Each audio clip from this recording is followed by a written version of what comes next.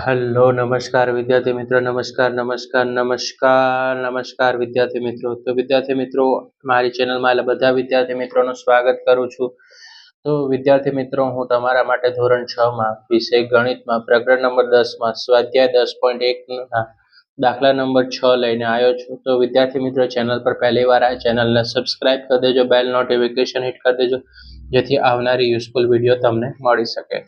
તો વિદ્યાર્થી મિત્રો, નીચેના દરેક આકારની તમારે શું શોધવાની છે? પરિમિતિ શોધવાની છે. તો રકમમાં જુઓ કે 3 સેમી, 4 સેમી અને 5 સેમી લંબાઈની બાજુવાળાનો ત્રિકોણ તમને આ રીતની રકમ આપેલી છે. તો સૌથી પહેલા ત્રિકોણ દોરો.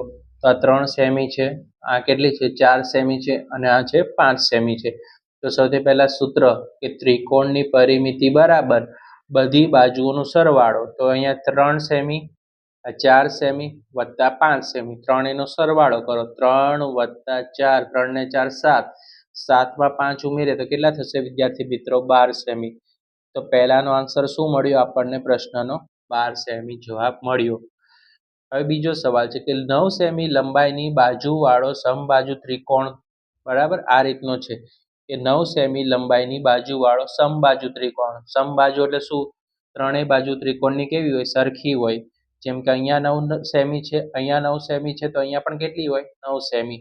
તો આપણે સૂત્ર લખવાનું કે ત્રિકોણની પરિમિતિ બરાબર બધી બાજુઓનો સરવાળો. તો કે 9 સેમી વત્તા 9 સેમી વત્તા 9 સેમી, ટોટલ કેટલું થઈ ગયું વિદ્યાર્થી મિત્રો? 27 સેમી થઈ ગયું. નેક્સ્ટ પ્રશ્ન છે એની અંદર, સમદ્વિ બાજુ ત્રિકોણ અને જેની સમાન બાજુની લંબાઈ કેટલી કીધી છે? 8 સેમી અને ત્રીજી બાજુની લંબાઈ 6 સેમી છે. તો સમાન બાજુ એટલે કે આ બંનેની લંબાઈ કેટલી આપેલી છે આકૃતિમાં? 8 સેમી છે અને નીચેની જે લંબાઈ છે તે કેટલી આપી છે? 6 સેમી. તો આપણે સૂત્રમાં લખશું આ કિંમત કે ત્રિકોણની પરિમિતિ બરાબર બધી બાજુઓનો સરવાળો. તો કે 8 સેમી વત્તા 8 સેમી વત્તા 6 સેમી, તો કેટલા ટોટલ થઈ ગયા વિદ્યાર્થી મિત્રો? 22 સેમી થઈ ગયા. તો વિદ્યાર્થી મિત્રો, સ્ક્રીનશોટ પાડી લેજો બરાબર. અને વિડીયો પસંદ હોય વિડીયોને લાઈક કરી દેજો અને ચેનલને સબસ્ક્રાઇબ કરી દેજો. Okay, right? ઓકે, ચલો. સ્વાધ્યાય 10.1 નો દાખલા નંબર 7 છે.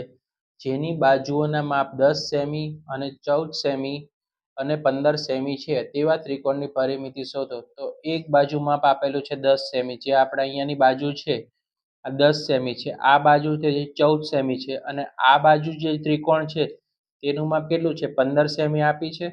તો સૌથી પહેલા આપણે લખશું કે ત્રિકોણની પરિમિતિ બરાબર બધી બાજુઓનો સરવાળો. તો 10 સેમી વત્તા 14 સેમી વત્તા 15 સેમી, તો કેટલા થઈ જાય ટોટલ?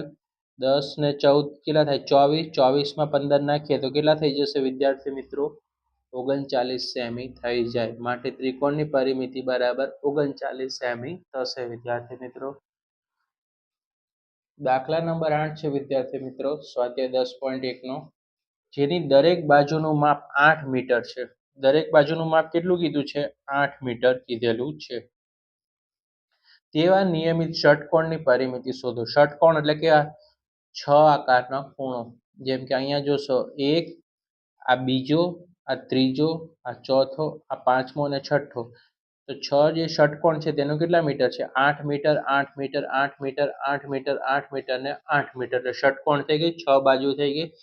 તો આપણે સૂત્ર લખશું સોલ્યુશનમાં કે નિયમિત ષટકોણની દરેક બાજુની લંબાઈ કેટલી છે વિદ્યાર્થી મિત્રો? 8 મીટર છે. તો હવે આપણે સૂત્રમાં ગોઠવશું કે નિયમિત ષટકોણની પરિમિતિ બરાબર 6 ગુણ્યા બાજુની લંબાઈ. તો 6 ગુણ્યા 8 મીટર, તો 6 અઠ્ઠા કેટલા થઈ જશે? 48 મીટર થશે વિદ્યાર્થી મિત્રો. બરાબર વિદ્યાર્થી મિત્રો, વિડીયોને લાઈક કરી દેજો, ચેનલને સબસ્ક્રાઇબ કરી દેજો, જેથી આવનારી યુઝફુલ વિડીયો મળે. અને સ્ક્રીનશોટ પાડી લેજો. કોઈ પણ વસ્તુ ખબર ના હોય તો તમે કમેન્ટ બોક્સમાં પૂછી શકો છો બરાબર. અમે કમેન્ટનો રિપ્લાય કરવાની કોશિશ કરશું.